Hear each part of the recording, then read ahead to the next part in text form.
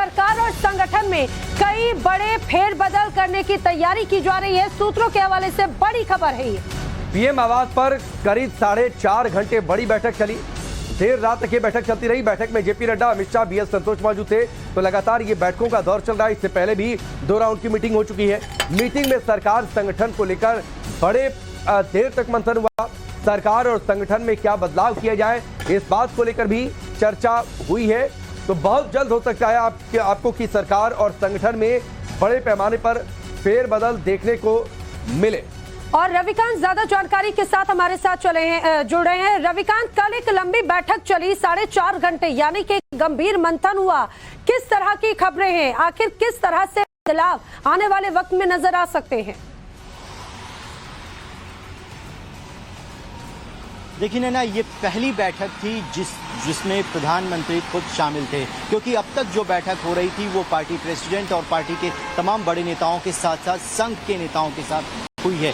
कल जो बैठक 4.5 घंटे तक प्रधानमंत्री आवास पर चली, उसमें खुद प्रधानमंत्री थे और संगठन के साथ साथ कैबिनेट का विस्तार जो है वो जुलाई के पहले सप्ताह में प्रस्तावित है। हालांकि टाइम्स नाउ और भारत को पुख्ता ये जानकारी मिली है कि संगठन में बड़े पैमाने पर फेरबदल किए जाएंगे, जिसमें राष्ट्रीय महासचिव, 3 राष्ट्रीय महासचिव ऐसे हैं जिनको हटाकर नए लोगों की नियुक्ति की जाएगी। कई राज्यों के प्रदेश अध्यक्ष को बदलने की बात कही जा रही है। सूत्र ये बताते हैं कि जी किशन रेड्डी को तेलंगाना के प्रदेश अध्यक्ष की जिम्मेदारी मिल सकती है और तेलंगाना से एक व्यक्ति को। ठीक है, चलिए रविकांत आपके पास आते हैं। आप ही की दी हुई एक और बड़ी और ब्रेकिंग न्यूज आई है, वो दर्शकों को बता दें। लोकसभा चुनाव से पहले बीजेपी का मेगा प्लान चुनाव के माइक्रो मैनेजमेंट के लिए बीजेपी ने देश भर को 3 सेक्टरों में बांटा।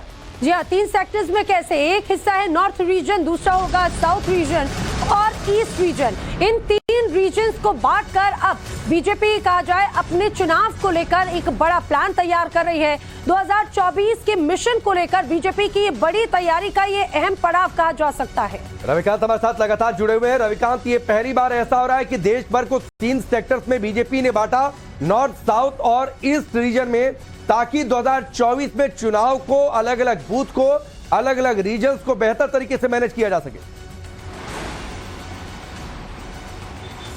देखिए राकेश, बीजेपी इस बात को बखूबी जानती है कि इस बार यानी 2024 का लोकसभा चुनाव उसके लिए आसान नहीं होने जा रहा है, क्योंकि यूनाइटेड ऑपोजिशन अगर एक सीट पर अपना एक यूनाइटेड उम्मीदवार उतारता है तो बीजेपी की दिक्कतें बढ़ेंगी। इसीलिए समय से पहले भारतीय जनता पार्टी अपनी पूरी तैयारी कर रही है और चुनाव की दृष्टि से कामकाज सरल हो, इसीलिए पूरे देश को 3 सेक्टर में डिवाइड किया गया है। और 6, 7 और 8 तारीख को यहाँ पर जुलाई के महीने में बैठक होगी और जिस रीजन में ये बैठक होगी वहाँ के मुख्यमंत्री, वहाँ के प्रदेश प्रभारी, संगठन के इंचार्ज बैठक लेंगे। और इसके साथ ही ये तय किया गया है कि समय से ठीक पहले लोकसभा की जितनी भी सीटें हैं और जहाँ पर विधानसभा के चुनाव होने जा रहे हैं वहाँ पर माइक्रो मैनेजमेंट किया जाए, बूथ को इतना स्ट्रांग किया जाए कि अगर अपोजिशन एक साथ भी मिलकर लड़ता है तो भारतीय जनता पार्टी उनको टक्कर देने में कामयाब रहे। इसीलिए आपने देखा होगा कि इन दिनों लगातार बड़े पैमाने पर बैठकें चल रही है भारतीय जनता पार्टी की,